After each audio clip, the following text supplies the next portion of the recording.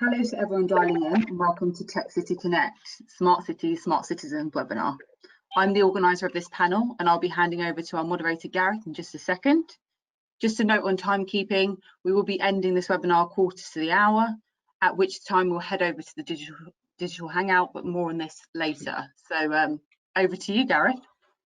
Welcome to TechCity Connect, a day of tech, art and culture, brought to you by Ditto, the B2B tech marketing practice. We are delighted you are joining us for our webinar today, Smart Cities and Smart Citizens, exploring 5G, IoT, data and the connected world. First, I wanted to do some intros. My name's Gareth Mee. I'm CEO and founder of Invenica, and I have the pleasure of moderating today's session. Just a little on Invenica. We're an independent systems integration business. We specialise in emerging technology. We're technology agnostic and have over 15 years experience of bringing together partners and tech to help our customers achieve their business objects. We're extremely passionate about the smart city topic and the use of new technologies to better the life of our smart citizens. I'm joined this morning by George Bento, Global Head of IoT for Vodafone, Paul Colgan, SVP and Head of Telco for KX, and Mike Wilson, CEO and founder of Ditto. Good morning, everyone. It's a pleasure to be moderating today, and thank you for taking part in today's discussion and sharing your insights. Morning, Gareth. Good morning, Gareth. Good morning. Quick note to the audience, the webinar is being recorded and you can enter any questions you might have into the chat function in GoToWebinar side panel. All right. I just wanted to introduce, some words of introduction on our panel members. George Bento has been leading the Vodafone business technology practice for IoT for over 6 years. George leads Vodafone Group's overall IoT technology strategy, product management, engineering and innovation. George works primarily with Vodafone business stakeholders, large corporate customers who have a variety of different IoT services globally, and Vodafone strategic partners to enable joint go-to-market propositions. George is responsible for defining and delivering worldwide IoT platform solutions for 1,000+ large corporate customers and other communication service providers, working internally with pre-sale, sales and various operation functions. This covers a variety of different business sectors, from automotive, where Vodafone leads the market, to insurance, logistics, healthcare, energy and utilities and more. Welcome, George. Paul Colgan is responsible for leading KX strategy and implementation within the telecommunications market. Prior to KX, he was CTO of the Now Factory, a network analytics company acquired by IBM in 2014. At IBM as communications sector lead, he was responsible for defining and delivering their analytics solutions globally for the telco, media and entertainment industries. Started his career as a developer at Logica Mobile Networks, CGI, before moving to OpenNet, where he spent a number of years working in their core mediation development team. Last but not least, Mike Wilson has spent 30+ year career working at the sharp end of finance, technology and media globally, based in Asia, the US and Europe, with Arba Winter Partners, UBS Bankers Trust and Deutsche Bank. CEO and founder of Ditto since 2008, an award-winning marketing, communication and business strategy practice dedicated to fintech, working across the business life cycle from startup strategy, investment roadshows and post-funding go-to-market activation, through to producing multi-million, multi-region product campaigns for FTSE 100 and Fortune 100 firms. He's helped bring firms like BML, Cobalt, Form 3, Illuminate Financial, Privitar and Thomson Reuters Electron to market. Good morning to you all. It's a pleasure to be moderating today, and thanks for taking part in our discussion and sharing your insights. I'm just going to quickly explain the format today. To start, I'll give a short overview on the topic. I'll keep it short. The panelists will then give their insights and answers to 3 questions, discussion points demonstrating how emerging tech such as 5G, IoT and data are being used currently to make our cities smart, and discussing what is the reality for smart cities moving forward. There will be time at the end for audience questions, so if you have any, please submit as detailed before. We'll then sum up with 1 closing comment each. So on to a short overview. Our whole notion of what smart cities represent is being challenged currently. We thought it would revolve around the ideas of connectivity, convenience and access. However, we're currently seeing just how much an impact on our demand for services has on people around us, and the infrastructure delivering everything we once took for granted. This is making us re-examine the relationship we have as citizens and with every organisation we interact with, especially the firms we work with. So what does this mean for smart cities? A concept that will touch on every area of our lives. How will the current situation shape their development and what the future holds for smart cities? Without further ado, I'm going to pass over to Paul, who's going to give you some insights on, I believe, some case studies. So over to you, Paul. Thanks, Gareth. So yeah, I'm going to touch on the primary question of what is a smart city, and how do we become smart citizens? So I was thinking about this, smart citizens, what are we? And I think, what do we want? And I think really what we want is, a frictionless experience where automation just gets rid of all the drudgery. Things just work, it's all very easy. I see it as like the modern version of asking for, your usual in your local pub or your cafe. If you want your milk that little bit hotter, or what it might happen to be, everything just works and it's easy. And I think that's what our cities need to deliver. I think what I'm going to show you here now are two use cases, one on a smart port and one around transport and logistics and environment for Cologne. On the smart port side, I think on both, if I was to say what's common across both of them, it's that there's been some great success, but I do think the smart cities in general have a long way to go before they really deliver on, what us as smart citizens want, of that frictionless experience throughout our lives. But if I start here on the smart port and what we did this particular one on the screenshot you see here is from a client partner of ours called Urban Institute. And it's a project we did recently, as I say, on Helsinki. And when you think about, containers and trucks and ships and large automated cranes, you get the impression that, our ports today are quite automated, they are quite efficient and quite seamless. The reality is, it's not really that way. It's not the case. There's little bits or silos that are automated, and they do work well. But overall, through the whole value chain, it doesn't. It breaks down. And really, the goal of this project was to try and solve that. So what we basically did was we integrated across all of the different silos in such a way that it didn't breach any privacy or didn't leak any kind of commercially sensitive data between those different silos. So it was basically like a system of systems that overarched across them all. And if I refer here onto our screen, the silos that we broke down, so there was port data here on the right, the shipping line data, the terminal data, the vessel locations, forecasting of when all that information was coming. And that's what we were able to bring together. So if you look at, say the terminal data, for example, an item is blocked. So even though documents are available, everything's released, it's arrived, it's actually blocked. So what is the impact on that? And that's what we were trying to resolve and improve. And really, if I was to summarize, probably three things we were looking to get out of this project. One was that accurate forecasting of when a container is going to arrive. The second one, and the major focus on this, was carbon footprint. So this project was partially funded by Horizon 2020, and their key goal was around carbon footprint, and was one of the areas where we made most gains. And then the third point was efficiency.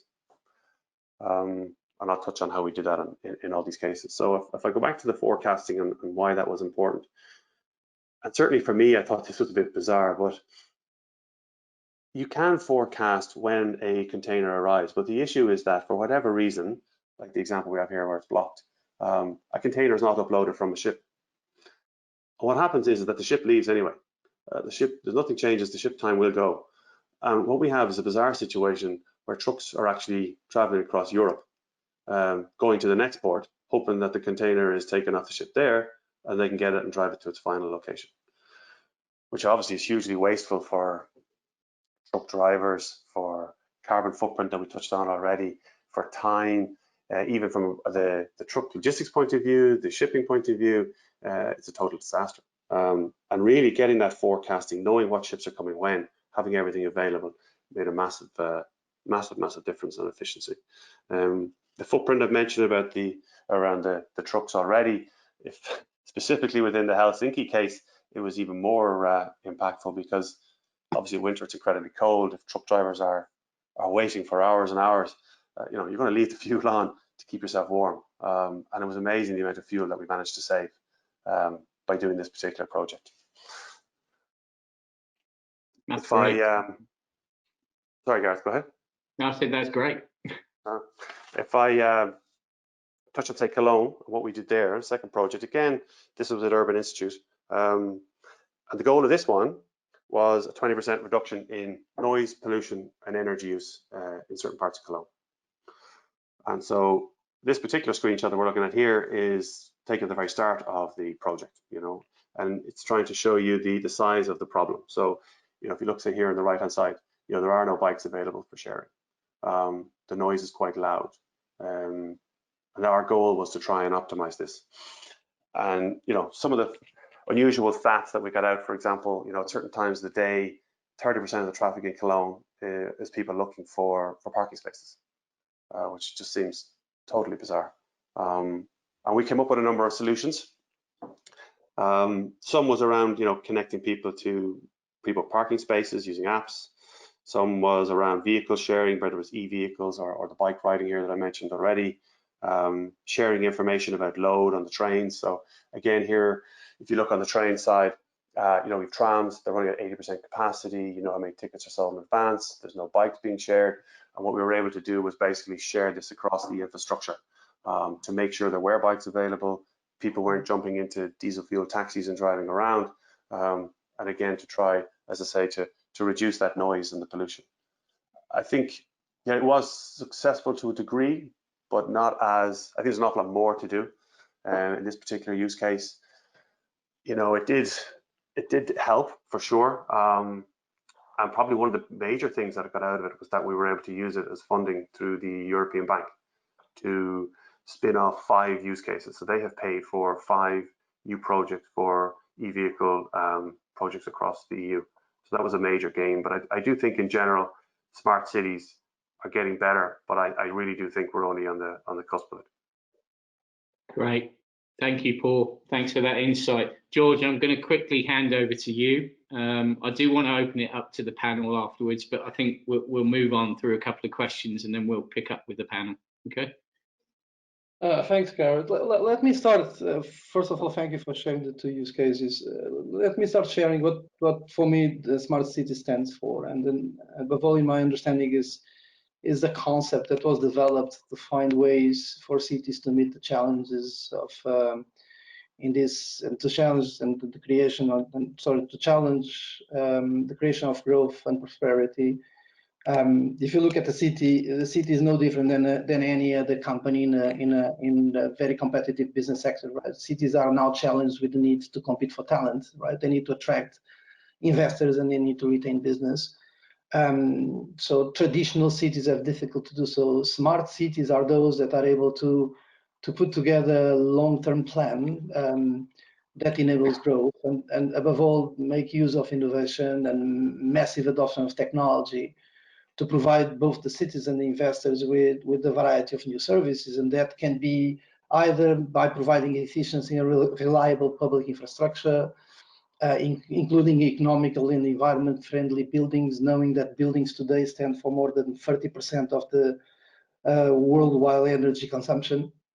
Also, cities that are able to make their regulation policies flexible and promote a better collaboration between citizens and the city public entities, but equally that invest substantially in modernizing technology communications, for which, of course, from a Vodafone lens or from a telco lens, the adoption of both fixed broadband and 5G becomes a must. And then, of course, promote safety, right? And if you look, there is a variety of use cases, variety of service developed to address each of these new needs. So what we see common in every smart city have been the fact that they have invested in bringing Internet of Things technologies to life. Vodafone, for instance, is powering smart cities for a while. We have more than 100 million devices connected worldwide, and of course, the majority of them are in the cities. But also what you see is an explosion of smart devices and number of innovative services and applications. You have many more adoptions of big data and analytics, AI and augmented reality to address or help addressing big problems such as city sustainability, security and health, people and assets tracking and safety, or all the concerns around urbanism and population migration, carbon emission, and so on, right? So these are real problems that technologies is there to offer. So in my understanding, a city becomes smart when the adoption of technology allows addressing those problems. But equally, a city becomes more smarter when they are able, again, through technology, to create a bi-directional communication flow between themselves and the citizens, right? Using digital channels to promote services, but equally using the same channels to get from citizens content, insights, feedback, needs, right? That enables cities to develop city services that are that adapt to the citizen needs better than before. The understanding, and we saw that in COVID, unfortunately, but the fact is that the more informed the citizens are, the more smarter they are, the higher the level of those citizens to be receptive to the adoption of measures that cities need to adopt, in some cases for its own prosperity, but in the majority of the cases, unfortunately, like I said, like COVID, to address emergent situations. An informed citizen is much more receptive to have to understand what social distance means and why is it important, why surveillance is being deployed, why body temperature scanners becomes mandatory, and because of that probably become less of an issue, the discussions about citizens' privacy. So then if I look at what Vodafone has been doing on supporting smart cities, beside the fact that, of course, we have the responsibility to power cities with the best connectivity technology possible, there is a vast areas of intervention that we try to be and try to help. Of course, a lot of them done in partnership with other entities, no matter if they are private or public. In fact, technology and specifically IoT have changed the way all of us address business, because business is now becoming much more the outcome of partnering with others to be able to provide solutions. But if you see in the diagram, we look at things that vary from smart surveillance to things like connected mobility. We talked a lot about autonomous driving, but autonomous driving without having the certainty that bicycles, light signals, people, probably pets are all connected, will never allow a truly autonomous driving inside the city. We are looking at smart energy and how can we help smart grids evolving. We are looking at geolocation and precise positioning so that you are able to provide location of assets with very high levels of accuracy. Smart workplace has seemed to be mandatory when people are asked to work from home, as what was the case. And in fact, my expectation is that if there is something positive we can take out from COVID, is that indeed there is different ways for us to work, there is different ways for us to socialize. George, I just wanted to jump in there because I think it segues us nicely into our next topic point. So which is going to be based around COVID-19. Yeah, very good. You need always to interrupt me because I have an issue. I start slowly, but when I start talking, I'm a nightmare. Sorry for that. So no, George, that's fine. We value your insights, and believe you me, I have a habit for running over. Mike will vouch for that. So I love this topic. I just said cue me, is it? Yeah, so Mike, quickly, before we move into that second question about COVID-19, have you got anything you'd like to frame? Yes, I do actually. Yeah, I do. First of all, I love that. I put this slide together here because when we examined smart cities and smart citizens, it really drove home to me the relationship between us and how we travel, commute, and move about our built and living working environments, and also, you know, how we view the world, our sense of wealth and opportunity. So I thought these were good areas to start as a smart starting point, at least to do a high level problem statement, and then touch on some of the major innovations and thinking and advances and what role technology plays as. Now, some of these are on point. However, it's only natural. I think we now view everything through a COVID lens. But the analysis and discussion is a good one, and this might actually make us all slightly depressed as kind of evangelic technologists, because I think a closer inspection reveals that the problems you're addressing, I think, is going to take more than 5G and an IoT sensor or a mobile app to solve out. So we're going to raise some questions here, but given we're getting the answers wrong, I think it's time to ask the question. So let's run through three problems. Let's see how smart our smart is. So I'm going to play the Smart Cities and Panel Quick Quiz. So I've got a little question for you guys all. Are you ready for this? Go for it. Right, guys. In the UK, the average British worker will spend how many days of their working life commuting?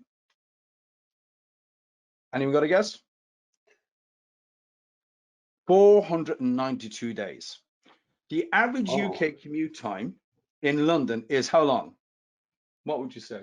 Average what, Mike? Sorry, daily? UK average commute time in London is how long? Hour. 1 hour 38 minutes.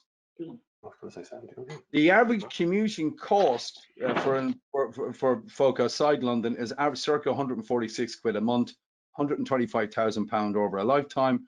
For London, that's a whopping 305 quid a month. And London's commuter, guess how much London commuters average per mile is?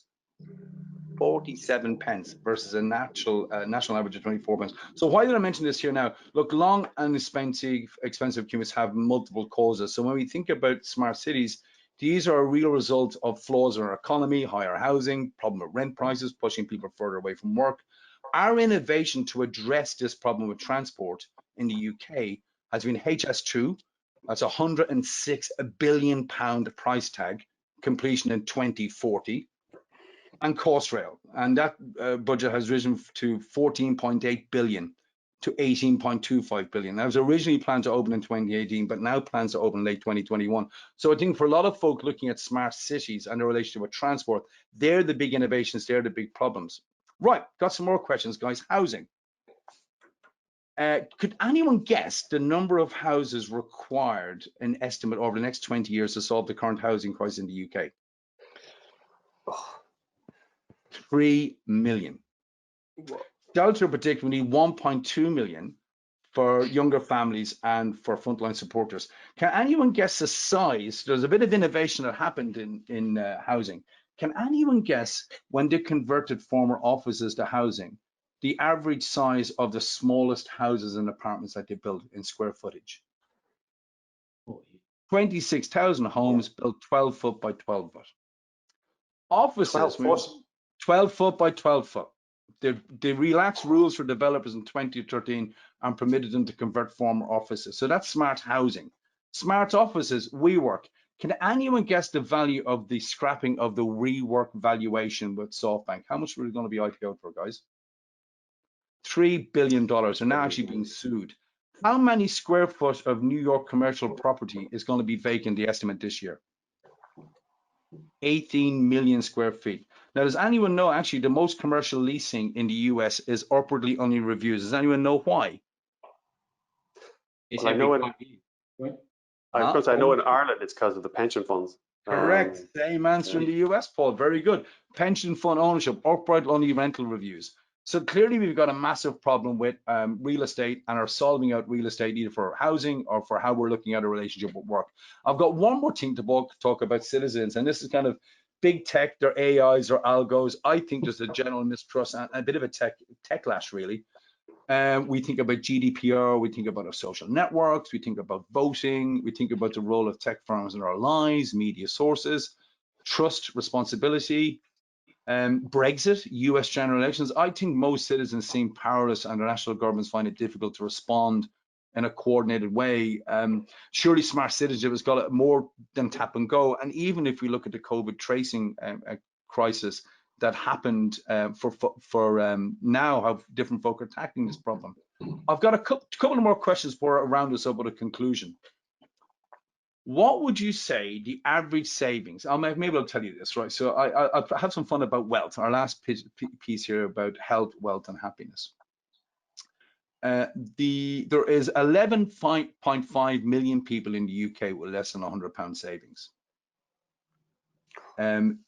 Recent statistics I'm looking at here go back to 2018. We've seen a jump from the top earners from 1.8 million in 2020 to 2.5 million in 2018. That's the very top. While the bottom tent has seen an erosion with 3,720 tenants, around £100 less than they had in total assets. That's property, pension, financial possessions of 100 quid less. In health at the moment, I think there's a huge rise in anxiety, mental health, depression. The statistics running to the end of 2017 for students, well, there was 4.7 deaths per 100 students. That equates to about 95 student suicides. That's 1 every 4 days. So I think the conclusion when we think about smart cities and smart citizens, I put it open to the panel, that a lot of us not working. And where we thought we'd answer the problems, I think we're posed at a different time. I think if we look at the problem of transport now, I think we'd be looking to reduce, to move to carbon, move to hydrogen. We don't want city-to-city transport. Housing, I think we want to live and work differently. I think George touched on remote working, and certainly that's brought up a kind of crystallized focus on what our relationship with work and each other is. I think for citizens, I think we're really to understand the importance of us as citizens, and surely being smart citizens is more than tap and go. So I think an interim checkpoint, Gareth, and put it open to the panel here, is when we look at transport, when we look at our built environments that we work and we live in, and our relationship with tech, I think tech has pulled up short, and I think it's going to take more than an app to fix that. But I'd look forward to opening up to the panel for debate. Okay, so we want to, okay, let's open it up then. Wow, there's a lot there. Yeah, I think on housing, everyone is off, we're all doing different Zoom conference calls, and what is really noticeable is that people now need a place where they can work at home. It now has to be an option. You can see in the design of houses, I think that's going to be absolutely crucial. How do you manage to fit in somewhere that you can have your conference calls, you can have peace, you can still have your family around you? There needs to be an area, there needs to be space. I definitely see a lot of people doing that. I agree on the trains. I think our transport is going to change fundamentally. I have a use case with one of our partners later on. I can touch on that specific point. With negative oil prices, it's going to be very interesting to see will the US shale industry come back? Will we all plow towards hydrogen? I absolutely agree about there's a discussion to be had around the power of the tech corporate versus the governments in terms of what they can achieve. It's interesting, France's approach on, their smart app, and whether it's GDPR compliant using. Yes, yeah. And what's happening in the Isle of Wight as well, yeah, with the NHS one, yeah. It's I think, yes, it's fallen. We have maybe come short, but I do think it was an extraordinary event we could never have predicted, and I think we're slowly getting there. You're seeing more drones, more robots. You can see more coordination. Who would have thought a few months ago that so many people could have successfully worked from home, operated their business from home? It's had cataclysmic effects in certain industries, but other industries have managed to find a way. Restaurants are all moving towards takeaway, prepaid. It's all online. I saw pubs.ie as an Irishman. It's now a virtual pub you can go to. We're trying to get there. I think it's just, people's heads are still spinning around trying to figure out this new norm and what will our future norm. But I think there's a kind of macro micro debate here, isn't there, Gareth, George, and Paul? I think we have this micro view of the world of technology chipping at the edges to it, whether it's the convenience of tap and go or ordering a pizza. But I think what's happened really running through the crisis now is a much more fundamental macro view and our relationship with technology and how it's going to solve out some of these problems. I think Mike, I think we could talk on this topic I certainly could for minutes. I mean, there are some positive initiatives going on in the world. There's Planet Smart City in Brazil, which is making smart homes available for affordable for people, half-time salary, yearly salary. So that's positive. And they make their money in value-added services, something that Invenica is looking at doing here in the UK with a smart wall and construction company. But yes, from a macro level, there are fundamental differences. We could talk, the ability to remote work. We've just learned that we can do it. Is it about building distributed communities where we become more sustainable? Then you get into a macro view about supply chain and where most of the manufacturing in the world is done. So it's a big topic, and we do need to sort out some problems, and maybe this is a catalyst to do it. Yeah. So moving on, because that gives me a good segue. I know I'm conscious of time actually, and it was a worthwhile debate. I'd love to do more. But the next thing I would like Paul's and Joel's insight on and I think we've touched on this already, is how COVID-19 will reshape our thinking on smart cities and smart citizens. So maybe I can open that up to Paul first. Excuse me. Sure. Well, I think, like we've all said, it's forced us to become more digitally connected. I read there this morning that there's roughly 3 billion people, in some form of lockdown now and working from home. People are used to Zoom parties. You've seen the drones, the delivery drones you talked about in Milton Keynes, the Starship drones, or robots, I should say. Mike, you mentioned about the medical supplies going out to the Isle of Wight, and you fixed plane drones. And I don't think it's just the cities. I know we talk about cities, but on a more positive note, my 83-year-old father-in-law, he lives in rural Ireland. He's a farmer there. He now has a Facebook account.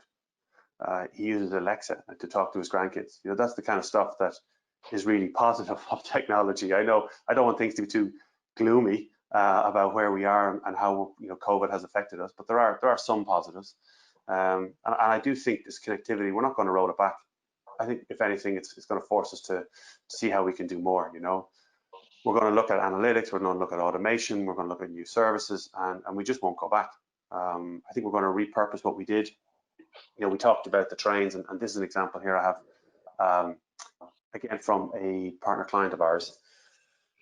And Zipabout is the name of the company, and they have an offering called Passenger Connect. And if I think of pre-COVID, what they actually do, for those who don't know them, they basically work with train operators. So that's their end client. And what they did was they provided analytics, customer service, and revenue generation. So on the analytics side, it was all around long-term capacity, matching that with demand, timetable planning, fuel efficiency, CO2 reduction, that kind of stuff. Then on the customer service, it was around connecting train passengers with care agents, notifications through various digital channels. They did some revenue generation based on location. If your train was delayed, you get an offer of coffee or whatever. But that's all being repurposed now. So post-COVID, what are they going to do? So what they're now looking at doing, as you can see here on the screen, so they're providing these analytics to all the train operators in the UK for free. And what they're looking to do now is basically take forward their capacity planning analytics and look at it in a real time. So know in real time exactly what the demand to and from all the different cities, regions, areas are, both in the past, current, and in that near future. And what they're doing with it is actually crowd management. So what they're trying to do is to provide to the train operators how they can manage crowds so that there isn't a large number or too large number of people arriving at a station at a particular point in time, or indeed even on the train. So how do you manage physical distancing on a train? Do you need to run at a 50% capacity? They do things with the key workers. You can actually text the train operator now, send a message to say, listen, I'm a doctor, I need to get to here. They update them based on dynamic timetable changes with those key workers. They have QR codes on hospitals in different areas that you can scan to join the platform. And it's all reusing and repurposing. And I think that's a lot of what we will look to do in the future, to repurpose what we have to look at that new norm. And if you look on the screen there, you probably want, this is the percentage of capacity, you probably want it at 50%, but you don't want it too low. And how do you manage that in real time? And I think that's what a lot of us are going to do, is within this norm, use technology to figure out, how we go about our daily lives, still doing physical distancing. What happens if there's going to be a second wave? How do we manage ourselves? Thanks, Paul. George, maybe I can get your thoughts. Yeah, again, I think if technology was precisely important, and probably I agree with you in that in some form technology are a bit short, and probably I can address that in the first question. But if I look what happened in the last two months and a half, 3 months, right?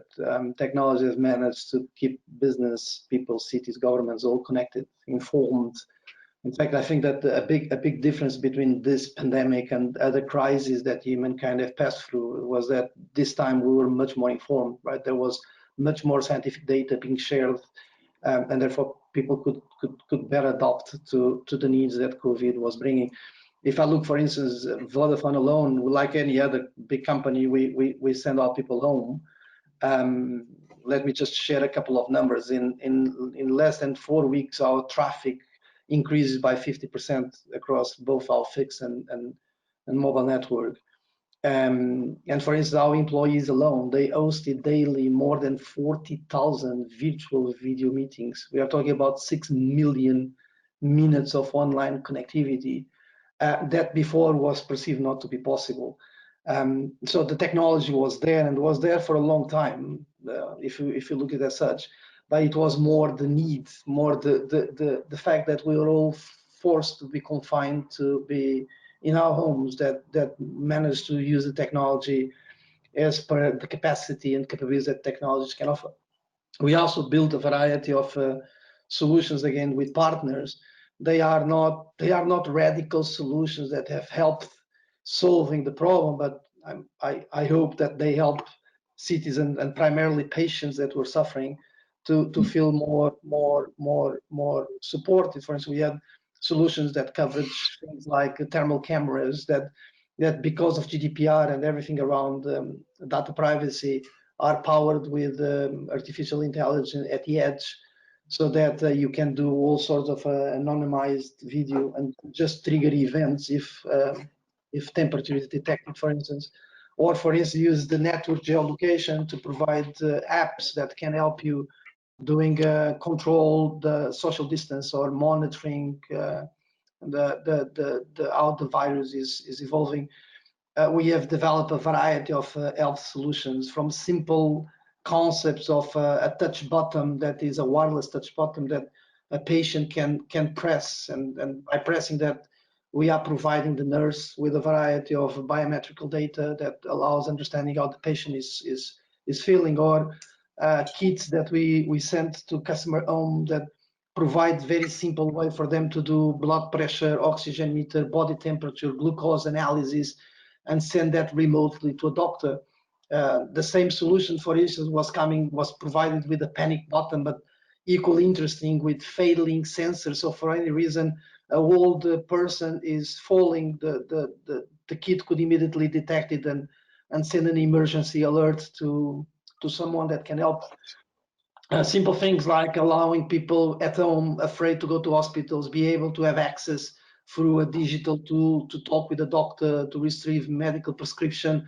Those are small things that seem to be very simple to deploy, but in my view have a tremendous outcome, right? If then I move away from health and look at how our company and many others have helped people at home, offering, for instance, simple things like online help desk when people don't know how to connect a computer, or for instance, how we enabled students to have access to books and education and training support, all of that available by just connecting to the internet. Honestly, I do think that we can always look at this in two ways on how technology is helping, but I think technology is fundamental. For instance, there is something that I'm really proud, and sorry for taking a little bit longer, through the Vodafone Foundation. There are a variety of actions that we've been doing for the past years. A lot of that technology we managed to adopt to help COVID. For instance, one of the things that it's public, the domestic violence have increased substantially as people were confined to be at home. We have developed solutions that allow the victim to, by pressing a button, or a neighbor that listened to something strange in the neighbor's house can press an emergency button and immediately have someone helping the victim. So these again are small things, but indeed contributes to a much better society and a much better living for every one of us.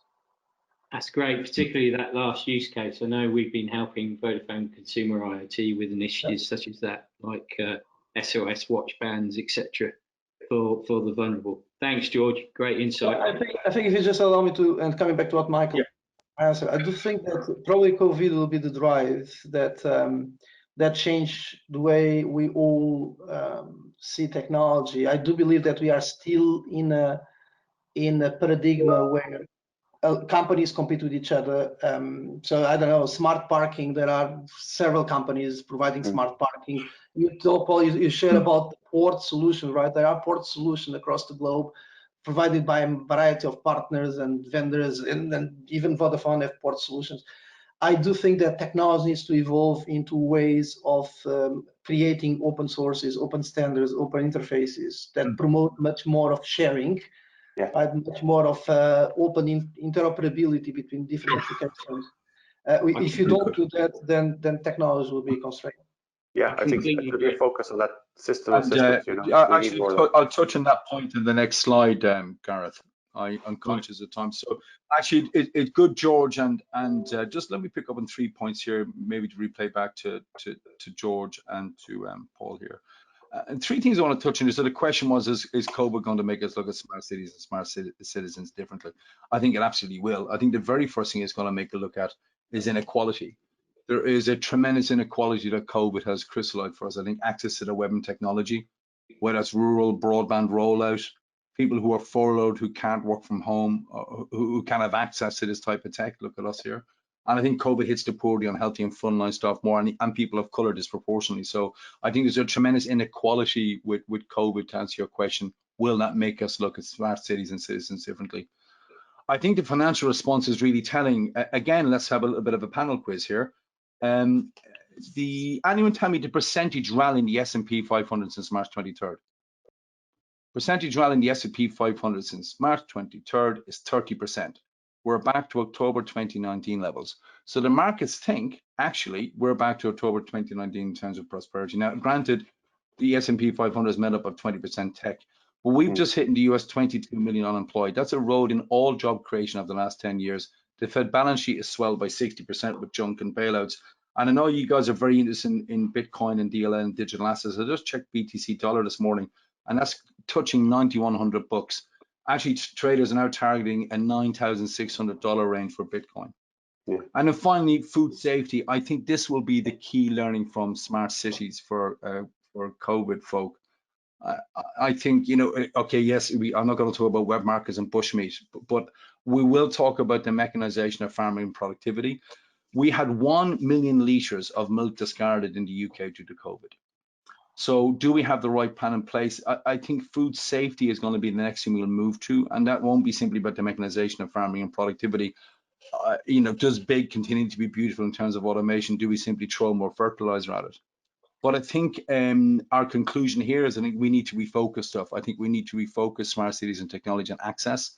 I think our financial markets are completely out of kilter. I think we need to quickly move on to thinking about food safety as something that we really want to get a bearing on. Thanks, Mike. I think food sustainability, big topic. We have limited time. We have one outstanding question. I'm going to propose that we go to the TechCity Connect Hangout. I know the audience have been sending in questions, which is great, so they can join us there and can answer those questions. What I wanted to do, and the last question was really talking about the Industrial Revolution 4.0. You know, COVID's undoubtedly had an impact on how we live and work, but it's also having an impact on, you know, our supply chains and the way we manufacture potentially moving forward. So perhaps that's something we can address in the Hangout when we talk about the impact of the Industrial Revolution and how indeed COVID-19 impacts that. Before we go, what I wanted to do is just give each one of you a comment for the audience to take away. If there's one thing they wanted to take away from this, what would you say? So I'll go with George first. George, perhaps you can comment. Well, let's put COVID aside, although it's difficult to think differently in these times. I'm a believer that technology has a fundamental responsibility in evolving cities and sustaining their growth and prosperity. There is a variety of important topics, Mike, you touch, right? Some that probably are controlling better with solutions coming out that addresses, for instance, people mobility or traffic jams or the time people take to commute and so on. Those are no longer futuristic capabilities. They are coming. 5G will be, in our understanding, a game changer. The capabilities that the network will provide in terms of latency and penetration, bandwidth will will enable things that before we saw in Star Wars, like holographic communication, or the massive use of video, things that we just saw in movies or in scientific games. They will become reality. And of course, because of that, a variety of services that probably today we don't even know, they will pop up, right? And that goes from things like remote surgery to a full autonomous activities, from drones distributing goods to cars driving alone, or factories to be completely autonomous, or buildings, for instance, to be much more efficient. So I think 5G will be critical. I also think that in the smart cities are enabling each of us as part of that city to become more innovative, because innovation becomes easier when technology is made available. Our creative mind will create a variety of new propositions. I'm quite sure that in the next COVID, and I'm quite sure that we will have more COVIDs like one we had, but I'm quite sure that technology and smart cities will enable us to be much more prepared than we were before. And therefore, the next COVIDs will be solved much faster than this one has been. Thanks, George. Paul? Yeah, they're all excellent points. I probably, I agree with all of them. I continue on. I think it's an interesting topic on the next COVID. I think, technology will definitely help us. I think we will now start to think, we always looked at movies where this might have been possible, but we never really thought it was going to truly happen. And now it has happened. And I think we're going to look, and there will be more. And I think technology, 5G, federated edge, system of systems, we're throwing out sensors here and there, but like George mentioned as well, you need to get it all working together before these cities become truly smart cities and not just little pockets and silos. And I think that's where a lot of focus is going to go. I think, we haven't really touched on security. I think it's a great area of opportunity and risk, with the federated edge, we have all these devices. How do you do, zero trust protection, yet have zero touch automation? A really big area to see, can we actually make our cities not only interconnected, but also safe and work well for our citizens. Thanks, Paul. And finally, Mike, I'll let you have the final comment.